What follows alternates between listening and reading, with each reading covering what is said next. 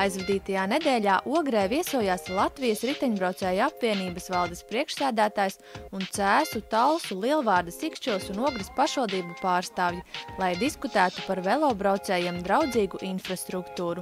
Pēc informatīvā semināra, ko sniedza Latvijas riteņbraucēju apvienības pārstāvji, visi devās kopīgā izbraucienā ar riteņiem, lai savām acīm apskatītu Ogres pilsētas infrastruktūru. Ir tā, ka Latvijā ir daudzas pašvaldības, kuras ļoti vēlas attīstīt velo infrastruktūru, un Ogre ir arī viena no tādām, kur politiskā vadība saprot, ka tas ir nepieciešams, ļoti grib. Ir pilsētā jau kaut kas ir radīts un darīts, bet tas, ko saprot gan Ogre, gan kas šodien ir Cēsis ieradušās, gan Talsi, ka vēlme ir, bet īsti tā, ka kaut kas līdz galam nav. Jo tas ir normāli, cilvēcīgi, jo mēs neesam tā kā Dānijā, Holandē, kur tas ir pašsaprotami normāli.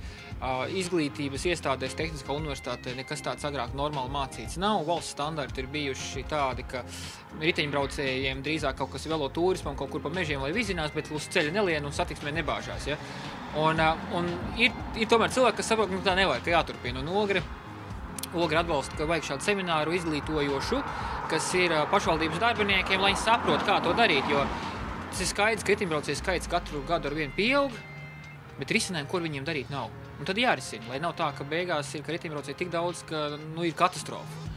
Un tāpēc saulaicīgi domājot, ko darīt ar šo iespējamo problēmu, Ogre ļoti nāca pretī un teica, jā, mums vajag tādu semināru, mēs gribam izglītoties, augt, attīstīties un lai Ogre būtu labākā pilsēta Latvijā. Ogres novada pašvaldības pārstāvjiem jau ir savs redzējums, kur tuvākā un tālākā nākotnē varētu tikt izbūvēti veloceliņi.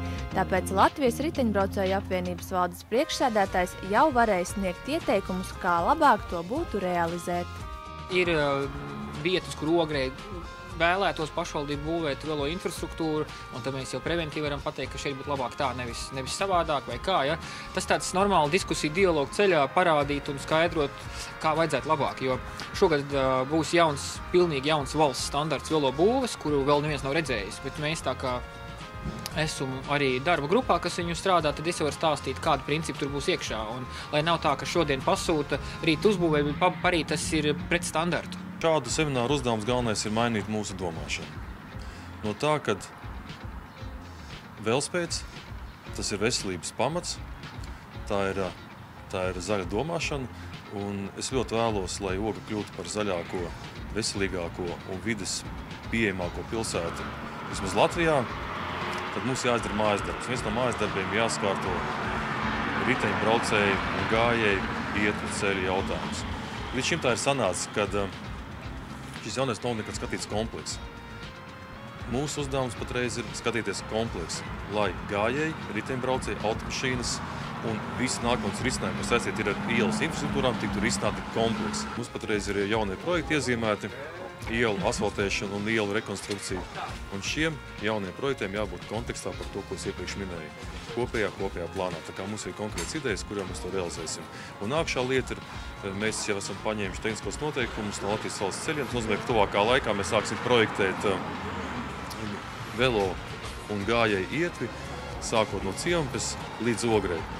Sižetu veidoja Sintija Lukša, Artis Supe, Ogres aprinta ziņas.